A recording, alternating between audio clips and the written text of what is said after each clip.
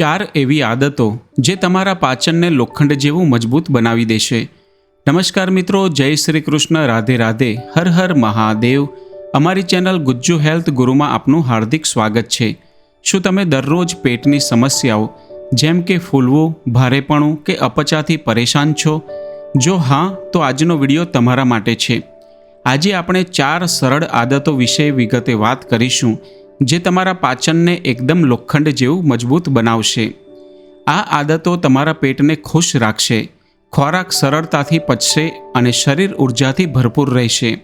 શું તમે જાણો છો કે આપણા પાચન તંત્રમાં એક ગુપ્ત મગજ હોય છે જેને વૈજ્ઞાનિકો એન્ટેરિક નર્વસ સિસ્ટમ કહે છે?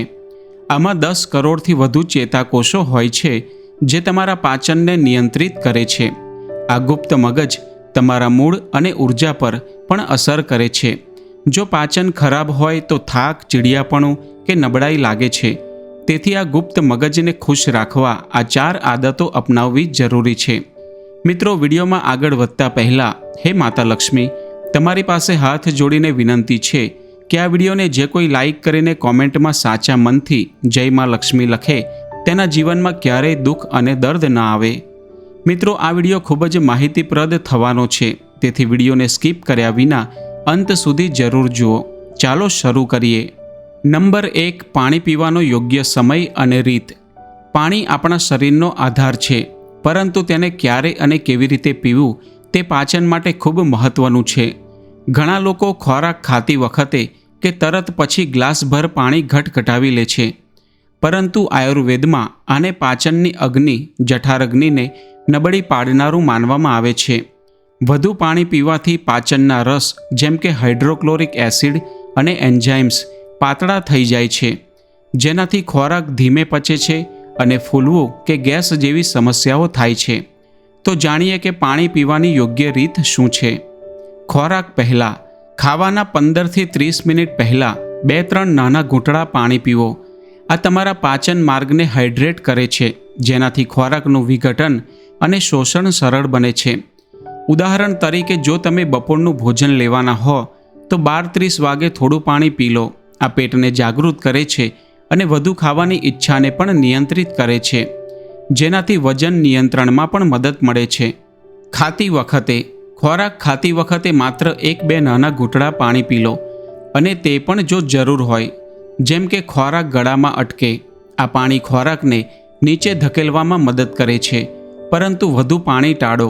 ઉદાહરણ તરીકે, જો તમે રોટલી શાક ખાતા હો તો 2-3 નાના ઘૂંટડા લઈ શકો છો, પરંતુ આખો ગ્લાસ નહીં.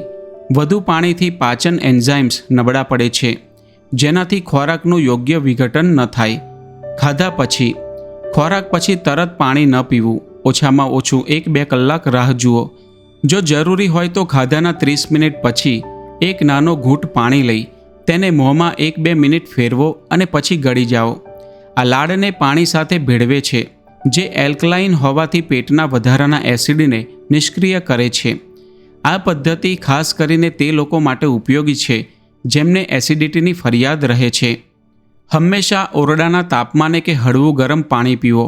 ઠંડુ પાણી પાચન ક્રિયાને ધીમી કરે છે, કારણ કે શરીરે તેને ગરમ કરવામાં ઉર્જા ખર્ચવી પડે છે. ઉદાહરણ તરીકે, ફ્રીજનું ઠંડુ પાણી ટાળો અને તેના બદલે માટલામાં રાખેલું પાણી વાપરો. જો તમે આ આદતને રોજ અપનાવશો તો થોડા અઠવાડિયામાં તમને પાચનમાં હળવાશ, ગેસમાં રાહત અને વધુ ઉર્જા અનુભવાશે. આ પદ્ધતિ આયુર્વેદ અને આધુનિક વિજ્ઞાન બંને દ્વારા સમર્થિત છે. મિત્રો, જો તમે હજુ સુધી આ વિડીયોને લાઇક નથી કર્યો તો જલ્દીથી લાઇક બટન દબાવો, વિડીયોને શેર કરો, અને જો તમે ચેનલ પર નવા છો તો સબસ્ક્રાઇબ બટન દબાવીને ચેનલને સબસ્ક્રાઇબ કરો. બેલ આઇકન પર ક્લિક કરીને નોટિફિકેશન ચાલુ કરો, જેથી અમારા નવા વિડીયો તમને સૌથી પહેલાં મળે. નંબર 2, આદુનો ઉપયોગ. પાચનનું બૂસ્ટર. આદુ આયુર્વેદમાં વિશ્વ ભેષજ સર્વગુણ સંપન્ન ઔષધ તરીકે ઓળખાય છે, અને તે પાચન માટે એક શક્તિશાળી ઉત્પ્રેરક છે. ખોરાક પછી આદુનો નાનો ટુકડો લગભગ 1-2 ગ્રામ લઈ તેને સારી રીતે છોલી લો.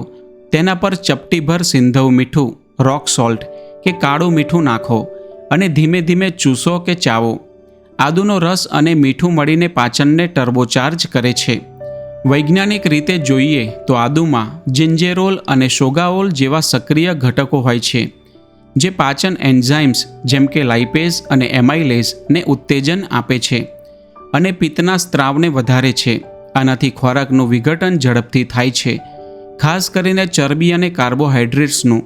અભ્યાસો દર્શાવે છે કે આદુ પાચન પ્રક્રિયાને 30થી 50% ઝડપી બનાવી શકે છે. આયુર્વેદિક દ્રષ્ટિએ આદુ ઉષ્ણ ગુણ ધરાવે છે, જે જઠરાગ્નિને પ્રજ્વલિત કરે છે. સિંધવ મીઠું લઘુ અને દીપન પાચન વધારનાર હોવાથી પેટના પીએચને સંતુલિત કરે છે અને એસિડિટી ઘટાડે છે. આ સંયોજન ખાસ કરીને તે લોકો માટે ફાયદાકારક છે જેમને ભારે ખોરાક જેમ કે તળેલું કે માંસાહાર પછી અપચો થાય છે. આદુ 15થી 20 મિનિટ પછી લેવું, જ્યારે પાચન પ્રક્રિયા ચરમસીમાએ હોય. ઉદાહરણ તરીકે બપોરનું ભોજન 1 વાગે પૂરું કર્યું હોય તો 1:15 કે 1:20 વાગે આદુ લો. જો આદુનો સ્વાદ તીખો લાગે તો તેને નાના ટુકડામાં કાપી થોડો લીંબુનો રસ ટપકાવી શકો છો, જે સ્વાદ અને ફાયદા બંને વધારે છે. જો તમને એસિડિટીની સમસ્યા હોય તો સિંધવ મીઠું વધુ ફાયદાકારક છે, કારણ કે તે સામાન્ય મીઠા કરતાં ઓછું ગરમ હોય છે. આ આદતથી ગેસ, બ્લોટિંગ અને એસિડ રિફ્લક્સ ઘટે છે. લાંબા ગાળે તે ચયાપચયને સુધારે છે અને શરીરમાં ઝેરી તત્વોનું નિર્માણ ઘટાડે છે. નંબર 3, ઓછું ખાવું. 75% નિયમ. આયુર્વેદમાં એક સિદ્ધાંત છે, અડધું પેટ ખોરાકથી, ચતુર્થાંશ પાણીથી અને ચતુર્થાંશ ખાલી રાખો. આનો અર્થ છે કે તમારી ભૂખના 75% જેટલો જ ખોરાક લો, જેથી પેટ સંપૂર્ણ ન ભરાય. આ આદત શરૂઆતમાં મુશ્કેલ લાગે, ખાસ કરીને જો તમે ખાવાના શોખીન હો, પરંતુ તેના ફાયદા અદ્ભુત છે. વૈજ્ઞાનિક દ્રષ્ટિએ જ્યારે પેટ સંપૂર્ણ ભરાય છે ત્યારે પાચન તંત્ર પર અતિશય દબાણ આવે છે. ખોરાકને પચાવવા માટે પેટ ચર્નિંગ પ્રક્રિયા કરે છે, જેમાં તે સંકોચાય અને ફેલાય છે, જેથી ખોરાક બારીક તૂટે અને એસિડમાં ભળે. વધુ ખોરાકથી આ પ્રક્રિયા અધૂરી રહે છે, જેનાથી અપચો, બ્લોટિંગ કે છાતીમાં બળતરા થાય છે. વધુમાં શરીરની બધી ઉર્જા પાચનમાં ખર્ચાય છે, જેનાથી થાક, નિસ્તેજતા અને ઊંઘ આવે છે. અભ્યાસો દર્શાવે છે કે વધુ ખાવાથી ચયાપચય ધીમો થાય છે અને પેટની લાઇનિંગ ખેંચાય છે, જે લાંબા ગાળે ભૂખ અને વજન વધારે છે. આયુર્વેદિક દ્રષ્ટિએ વધુ ખાવાથી આમ ઝેરી તત્વોનું નિર્માણ થાય છે, જે શરીરમાં રોગોનું મૂળ છે. 75% ખોરાક લેવાથી જઠરાગ્નિ સંતુલિત રહે છે અને ખોરાક સંપૂર્ણ પચે છે, જેનાથી શરીરમાં શુદ્ધ રસ અને લોહી બને છે. ખોરાક શરૂ કરતાં પહેલાં તમારી ભૂખનું મૂલ્યાંકન કરો.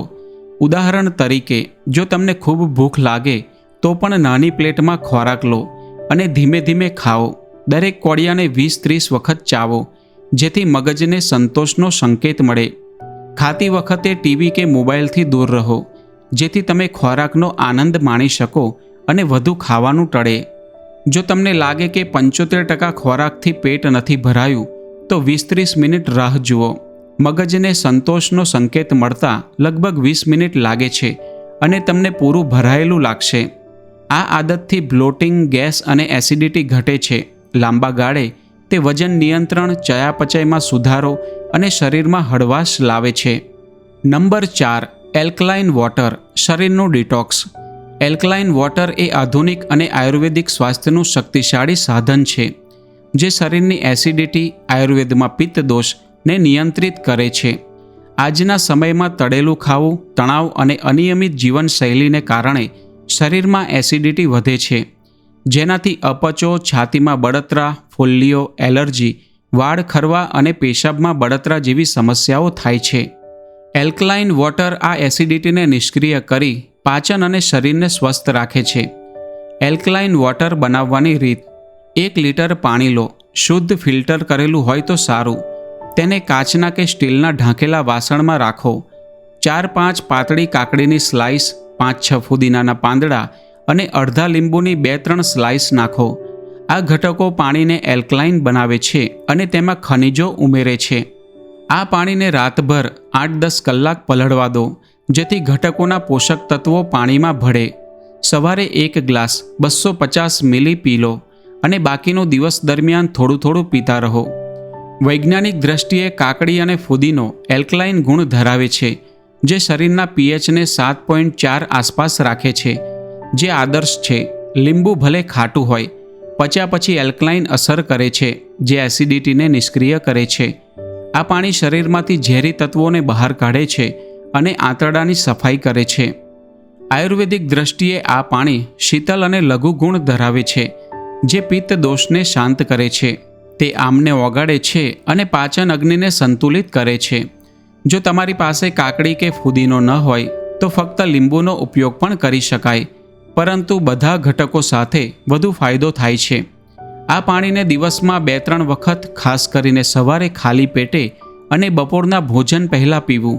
વધુ પડતું 3 લીટરથી વધુ ન પીવું, કારણ કે તે શરીરના ઇલેક્ટ્રોલાઇટ્સને અસર કરી શકે છે. જો તમે બહાર જતા હો તો આ પાણીને બોટલમાં ભરી લઈ જઈ શકો છો, પરંતુ 24 કલાકથી વધુ ન રાખવું. આ આદતથી એસિડિટી, બ્લોટિંગ અને ત્વચાની સમસ્યાઓ ઘટે છે. લાંબા ગાળે તે શરીરનું ડિટોક્સ, રોગપ્રતિકારક શક્તિ અને ઉર્જા સ્તર વધારે છે. આ 4 આદતો, યોગ્ય રીતે પાણી પીવું, આદુનો ઉપયોગ, 75% ખોરાક અને એલ્કલાઇન વોટર તમારા પાચનને લોખંડ જેવું મજબૂત બનાવશે. આને રોજિંદા જીવનમાં અપનાવો અને થોડા અઠવાડિયામાં તમે હળવાશ, ઉર્જા અને સ્વસ્થ પેટનો અનુભવ કરશો. તો મિત્રો, આજના વિડીયોમાં બસ આટલું જ.